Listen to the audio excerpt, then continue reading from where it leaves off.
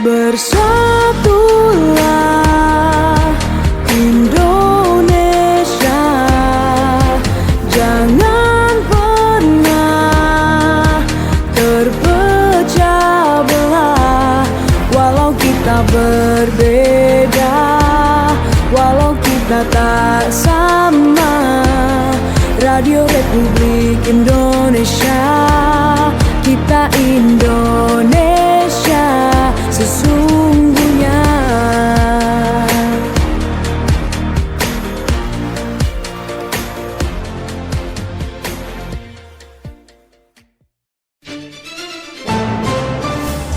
Update informasi dari seluruh kawasan Madura. Segera Anda ikuti Berita Pagi, Berita Pagi, Berita Pagi.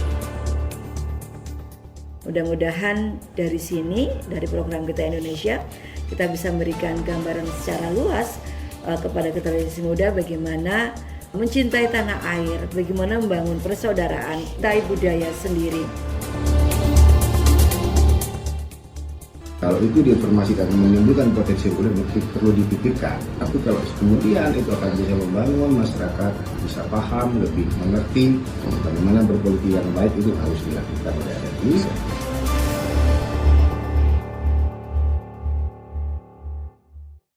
Selamat pagi pendengar, pukul 6 waktu Indonesia Barat. Kita ikuti berita pagi Sabtu 23 Agustus 2025. Saya Gita Ayu akan menyampaikan informasi selengkapnya.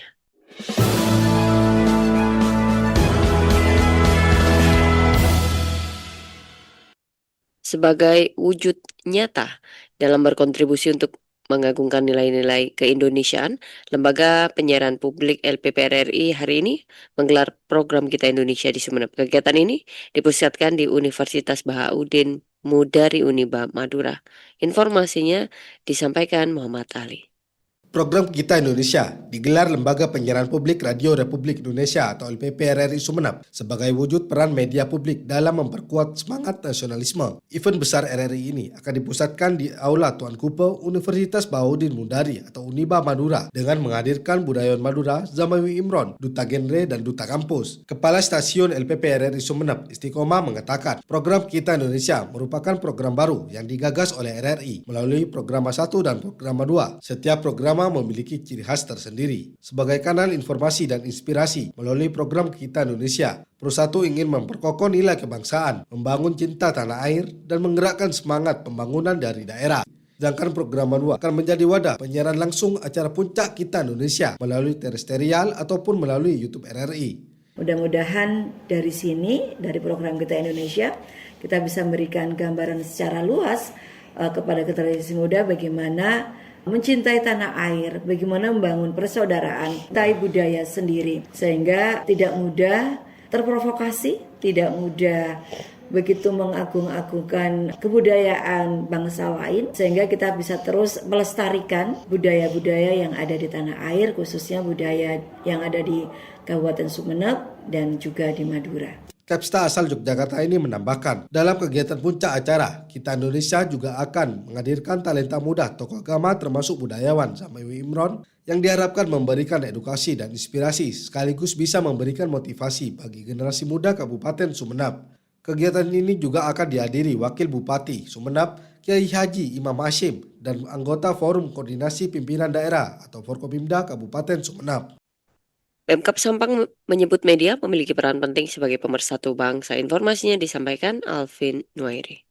Media bertugas memberikan informasi yang relevan dan akurat kepada publik, termasuk peristiwa, isu, atau fenomena yang terjadi. Terlebih, kata Sekretaris Daerah Pemkab Sampang Yuliadi Setiawan, peran dari jurnalis itu adalah pemersatu bangsa. Untuk itu, media harus menghindari hal yang bisa mengadu domba masyarakat, seperti misinformasi. Peran kedua, lanjut dia, adalah menjadi pelurus informasi. Informasi yang bengkok harus diluruskan. Media harus mencari informasi yang lebih akurat dan juga pas untuk disebarkan kepada masyarakat. Hal ini agar mencegah konflik, terutama akibat berita hoax. Yang terpenting siapapun di antara kita, terutama media, di antara juga RRI, harus berperan bagaimana membuat situasi masyarakat, situasi daerah ini kondusif. Maka saya kira hal-hal yang beredar, yang berkembang di masyarakat, kalau sekiranya akan menimbulkan potensi konflik, Kalau itu diinformasikan menimbulkan potensi konflik perlu dipikirkan. Tapi kalau kemudian itu akan bisa membangun masyarakat bisa paham, lebih mengerti bagaimana berpolitik yang baik, itu harus dilakukan oleh RRI. Sekda menambahkan jika media berperan sebagai pendidik dengan menyajikan informasi yang bermanfaat dan juga menambah wawasan pembaca. Dengan berbagai peran itu, pihaknya berharap para jurnalis di Kabupaten Sampang menjadi insan pemersatu bangsa. Berikut komentar harapan masyarakat terkait peran media seperti RRI sebagai pemersatu bangsa.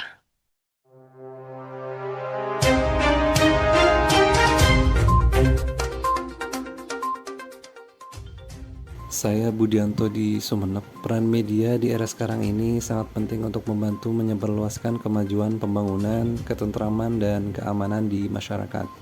Dengan informasi-informasi yang positif, masyarakat harus bijak menggunakan media sosial, terutama memberikan informasi-informasi karena dengan menggunakan media sosial secara serampangan akan berakibat fatal bagi persatuan dan kesatuan bangsa, serta bagi keamanan masyarakat.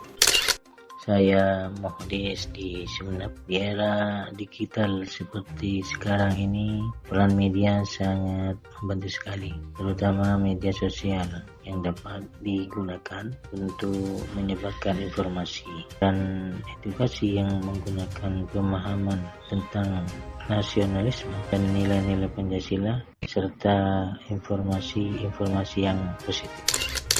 Saya Ibu Runi di Sumeneb. Peran media sebagai pemersatu bangsa. Ya, saya setuju sekali media sebagai pemersatu bangsa. Karena medialah masyarakat bisa bersatu. Kalau dulu memang tidak seperti sekarang. Kalau sekarang menurut saya medialah yang pegang peranan penting dalam mempersatukan bangsa. Negara ini hancur gara-gara media. Masyarakat kehidupannya tidak aman gara-gara media. Sebaliknya, negara, masyarakat tentram gara-gara media. Apalagi media suara seperti RRI yang punya program Kita Indonesia sebagai penghubung individu untuk saling terhubung dan berinteraksi tanpa memandang ras, suku, agama, dan budaya.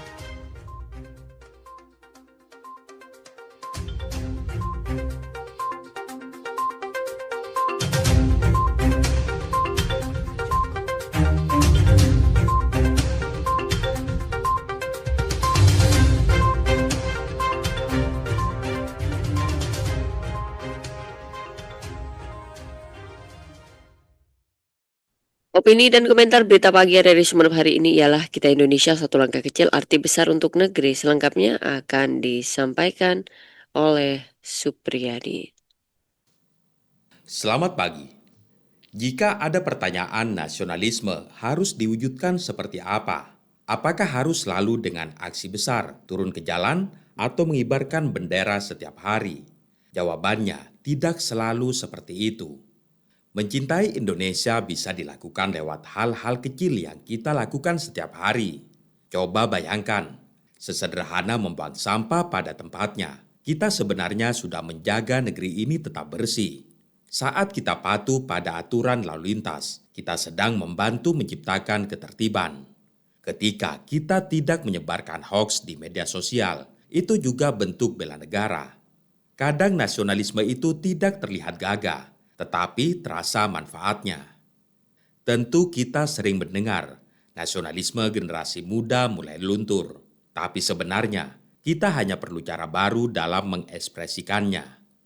Generasi sekarang punya banyak saluran, media sosial, konten kreatif, hingga komunitas online yang bisa digunakan untuk menyuarakan cinta tanah air. Nasionalisme tidak harus kaku, ia bisa lentur, bisa mengikuti zaman.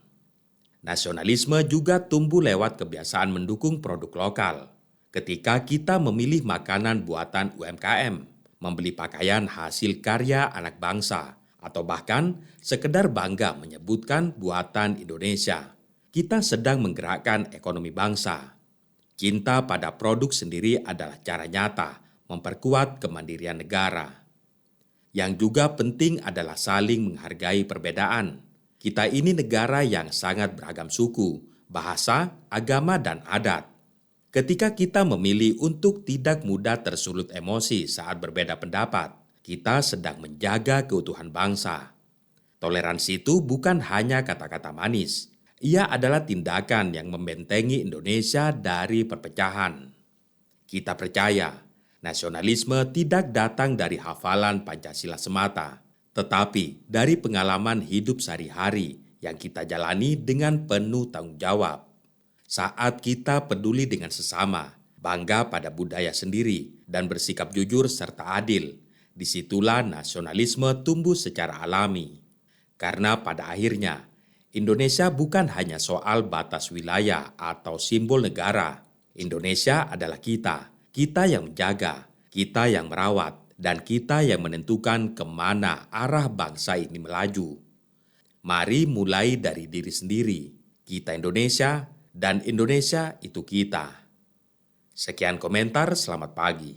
Anda masih bersama Berita Pagi RRI Sumeneb, berjejaring bersama RRI Sampang dapat diakses melalui rri.co.id, aplikasi RRI Digital, YouTube RRI Sumeneb.net. Kami beralih ke info lain. Sorotan publik kini tertuju pada kantor Komisi Pemilihan Umum Sumeneb. Tim penyidik Kejaksaan Negeri setempat melakukan penggeledahan di kantor dan gudang logistik KPU sebagai bagian dari penyidikan dugaan perkara pengadaan logistik pemilu tahun 2024. Imam Muhlis melaporkan. Kantor Komisi Pemilihan Umum Kabupaten Sumeneb menjadi sorotan publik setelah tim penyidik Kejaksaan Negeri setempat melakukan penggeledahan di kantor lembaga tersebut termasuk gudang penyimpanan logistik beberapa waktu lalu. Penggeledahan ini dilakukan sebagai bagian dari proses penyidikan atas dugaan perkara pengadaan logistik pemilu 2024. Kasih Intel Kejari Sumeneb Muhammad Indra Subrata menjelaskan bahwa langkah tersebut merupakan tindak lanjut dari penyidikan umum yang masih berjalan hingga kini. Dirinya menambahkan temuan dari hasil penggeledahan belum bisa dipublikasikan karena seluruh dokumen dan barang yang diamankan masih dalam proses pendalaman oleh penyidik. Penggeledahan Mas terkait perkara KPU sama gudang. Ya kantor kan pasti gudang di sana Mas, di beberapa lokasi. Iya nanti ya, ini masih penyidikan umum Mas. Iya pokoknya terkait penanganan perkara di KPU gitu aja Mas. Iya KPU bukan perkara pemilu KPU. Informasi yang dihimpun menunjukkan dokumen-dokumen terkait laporan pertanggungjawaban logistik pemilu 2024 menjadi fokus utama penyelidikan. Proses ini menandai tahap yang lebih serius dari penanganan perkara yang sudah ditelusuri sejak tahun lalu. Sementara itu, Ketua KPU Sumeneb Nurul Samsi menyatakan bahwa pihaknya menghormati proses penyidikan yang dilakukan Kejari. Pihaknya menegaskan dokumen yang dicari penyidik sebagian besar berkaitan dengan masa jabatan komisioner sebelumnya, sehingga proses pengumpulan dokumen lebih banyak ditangani oleh staf sekretariat. Nurul Samsi juga memastikan bahwa dirinya tidak dimintai keterangan secara langsung karena fokus pemeriksaan lebih tertuju pada laporan pertanggungjawaban periode sebelumnya. Berkaitan dengan kasus yang sedang ditangani Kejari sekarang, berkaitan dengan logistik pemilu 2024. Jadi itu sebenarnya kasus sudah ada di Kejaksaan sebelum saya jadi KPU. Di masa sebelumnya pihak Kejaksaan itu mencari terkait dengan laporan pertanggungjawaban berkaitan dengan yang pemilu logistik itu. Hingga saat ini Kejaksaan Negeri Sumeneb belum merinci lebih jauh mengenai potensi kerugian negara maupun pihak-pihak yang mungkin akan dimintai pertanggungjawaban dalam perkara dugaan penyimpangan pengadaan logistik pemilu tersebut. Polisi berhasil mengamankan seorang pria yang tega menganiaya seorang nenek di Pamekasan hingga harus dirawat di rumah sakit karena mengalami beberapa luka di bagian tubuhnya. Berikut informasinya. Tim Satreskrim Polres Pamekasan berhasil mengamankan terduga pelaku penganiayaan inisial R, 32 tahun warga Desa Montok, Kecamatan Larangan, Kabupaten Pamekasan. Tersangka R diamankan polisi kurang dari 24 jam setelah adanya laporan penganiayaan terhadap seorang nenek inisial SB, 58 tahun warga Desa Kerucukan, Kecamatan Larangan. Kapolres Pamekasan AKBP Hendra Eko Triyulianto melalui Kasih Humas Polres Pamekasan AKP Jupriyadi menyampaikan peristiwa tersebut terjadi pada 19 Agustus 2025 sekitar pukul 10 waktu Indonesia Barat di sebuah toko milik korban. Mendapati kejadian tersebut, petugas langsung mendatangi lokasi kejadian dan melakukan penyelidikan. Setelah melakukan penyelidikan, petugas mendapatkan informasi dan identitas pelaku. Tidak butuh waktu lama setelah mendapat identitas pelaku, tim Opsenal Sakera Sakti Polres Pamekasan langsung bertindak dan melakukan penangkapan terhadap pelaku R. Pelaku R diamankan di rumahnya Dusun Tapukeh, Desa Muntok, Kecamatan Larangan, Kabupaten Pamekasan pada hari Rabu sekitar pukul 14.00 WIB. Dari hasil interogasi awal petugas, tersangka R melakukan penganiayaan terhadap korban SB dengan cara datang ke rumahnya menggunakan sepeda motor dengan membawa satu bilah pisau dapur yang disimpan di dalam saku celananya. Kemudian R langsung melakukan penganiayaan terhadap korban SB. Usai melakukan penganiayaan, tersangka melarikan diri. Akibat penganiayaan tersebut, korban mengalami luka-luka di bagian leher, perut, paha, dan telunjuk. Lanjut, AKP Jupriyadi menyampaikan motif dari kasus penganiayaan tersebut karena dendam sejak 1 tahun lalu akibat tersangka dicaci maki oleh korban. Sementara ini, kondisi korban masih menjalani perawatan di rumah sakit setempat. Ada beberapa barang bukti yang diamankan petugas, di antaranya 1 unit sepeda motor dan 1 bilah pisau dapur. Tersangka terancam dikenai pasal 351 ayat 2 KUHP dengan pidana penjara paling lama 5 tahun. Meski menjadi objek wisata, kesehatan dengan kadar oksigen terbaik di dunia setelah Yordania, sarana transportasi Pulau Gili yang Sumeneb hanya dilayani perahu tradisional.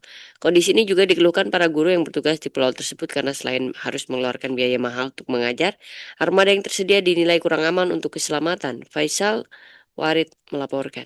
Meski tidak termasuk wilayah kepulauan jauh di Sumeneb, Pulau Gili yang ternyata masih menyimpan persoalan infrastruktur, salah satunya armada transportasi yang belum layak. Akses transportasi keluar masuk warga hanya dilayani perahu tradisional yang tidak dilengkapi alat keselamatan, itu pun jadwalnya hanya di waktu tertentu saja. Kondisi ini juga dikeluhkan para guru yang bertugas di Pulau Giliang. Mereka tiap hari menyeberang laut 44 menit hingga 1 jam dari dermaga Dungkek menuju Giliang untuk mengajar menggunakan perahu tradisional. Ketua Kelompok Kerja Guru KKG Pulau Giliang, Fathor Suni, mengungkapkan belum ada perhatian dari Pemkab terkait fasilitas penyeberangan ke Pulau Giliang khususnya bagi guru yang mengajar. Biaya yang dikeluarkan naik perahu untuk mengajar sebesar Rp30.000 pulang pergi, sehingga total Rp800.000 per bulan.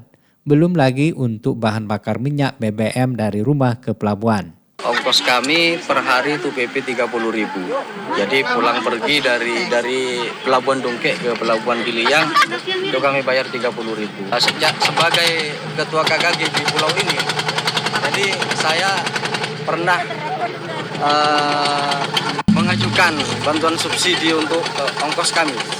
Tapi sampai Dinas Perhubungan itu dengan menyampaikan bahwa tidak bisa mensubsidi karena dianggapnya transport yang ada di Giliang ini masih liar, tidak ada izinnya. Fathor meminta pemerintah daerah maupun pusat memberikan subsidi transportasi dan menyediakan armada khusus yang layak bagi guru yang bertugas di Pulau Giliang dalam rangka menunjang mobilitasnya. Fasilitasi transportasi guru di Pulau Giliang dinilai penting bukan sekedar untuk kesejahteraan tenaga didik, tapi juga demi keselamatan sekaligus meningkatkan kualitas pendidikan.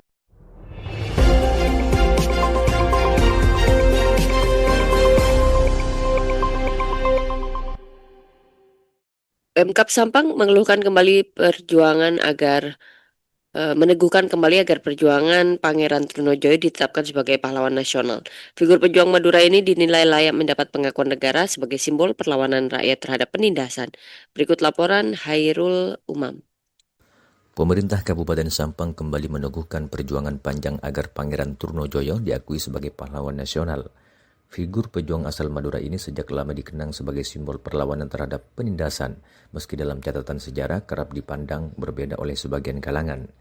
Asisten 1 Bidang Pemerintahan dan Kesra Setdakap Sampang, Sudarmanto menilai, Trunojoyo adalah sosok yang selalu membela rakyat kecil dan menegakkan keadilan sepanjang hidupnya.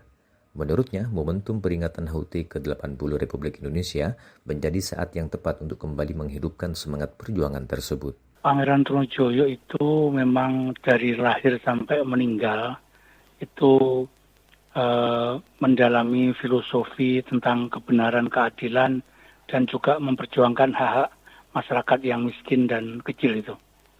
Dari lahir sampai perjuangan bapaknya juga sama dengan beliaunya, selalu melawan ketidakadilan, melawan ketidakbenaran pada masa itu.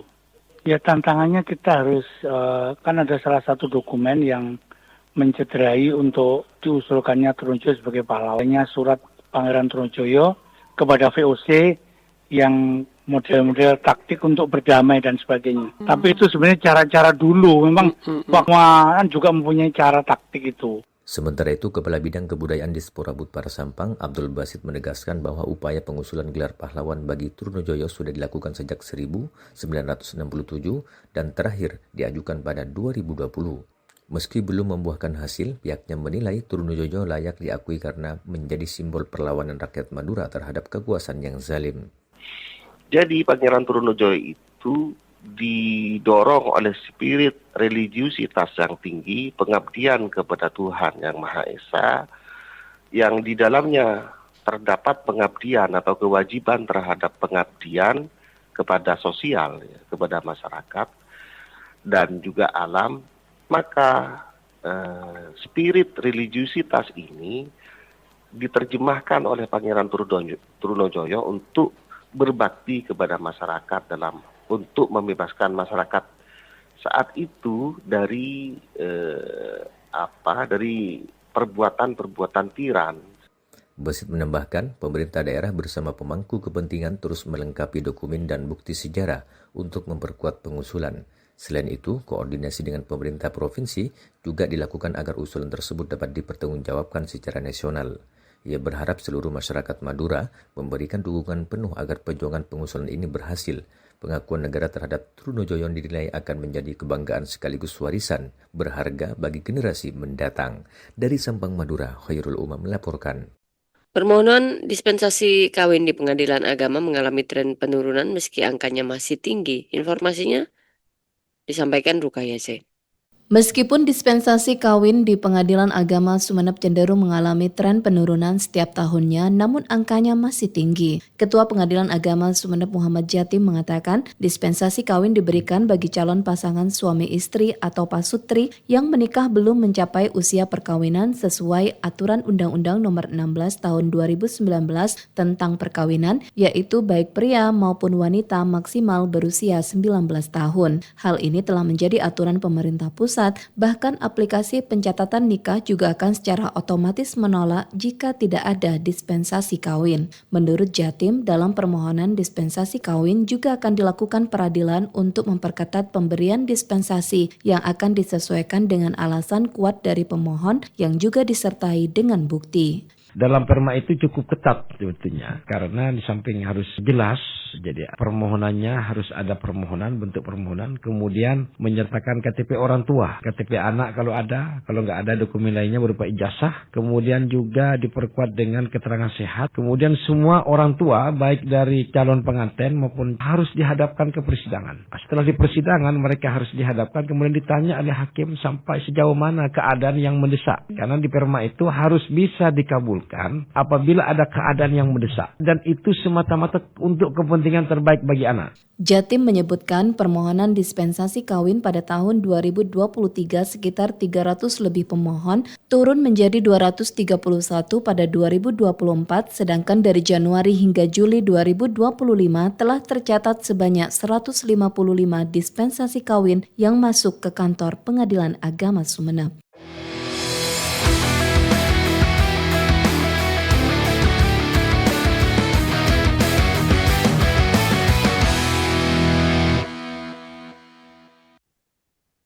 Kelompok kerja Kepala Sekolah K3S Kecamatan Kota Sumeneb menggelar kejuaraan atletik antar SDMI Sekecamatan Kota Sumeneb. Informasinya disampaikan Familia. Dalam rangka memeriahkan hari ulang tahun ke-80 kemerdekaan Republik Indonesia, kelompok kerja Kepala Sekolah K3S Kecamatan Kota Sumeneb menggelar kejuaraan atletik antar SDMI Sekecamatan Kota Sumeneb. Kegiatan yang dipusatkan di Stadion Gor Ayani Sumeneb ini diikuti oleh ratusan pelajar dari berbagai sekolah dasar SD dan Madrasah Ibtidaiyah MI dengan mempertandingkan sejumlah cabang atletik seperti lari jarak pendek, lompat jauh, dan tolak peluru. Ketua Panitia Pelaksana Hudi Susila mengatakan bahwa kejuaraan ini bertujuan tidak hanya untuk merayakan kemerdekaan, akan tetapi juga sebagai upaya menumbuhkan semangat kompetitif dan sportivitas di kalangan pelajar sejak dini. Momentum Hari Ulang Tahun Republik Indonesia tersebut juga menjadi ajang untuk menggali potensi peserta didik, khususnya di bidang olahraga. Atletik adalah dasar dari banyak cabang olahraga dan pihaknya ingin siswa-siswi di Kabupaten Sumeneb mulai mengenal dan mencintainya sejak dini.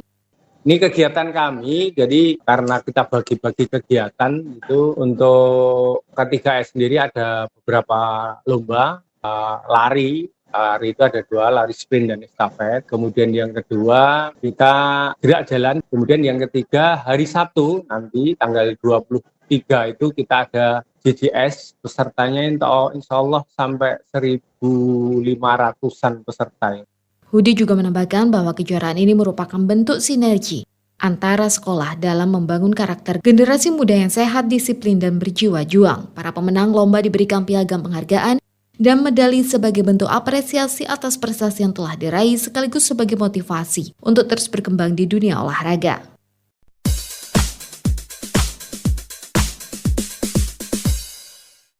Baik, terima kasih. Sekian berita pagi produksi Radio Republik Indonesia Sumeneb. Untuk kritik dan saran Anda bisa melalui telepon 0328 662317, email rrisumeneb@yahoo.com. Dari lantai 1 Urip Sumarjo 26 Sumeneb, saya Gita Ayu bersama kerabat kerja yang bertugas menyampaikan terima kasih atas kebersamaan Anda dan selamat pagi.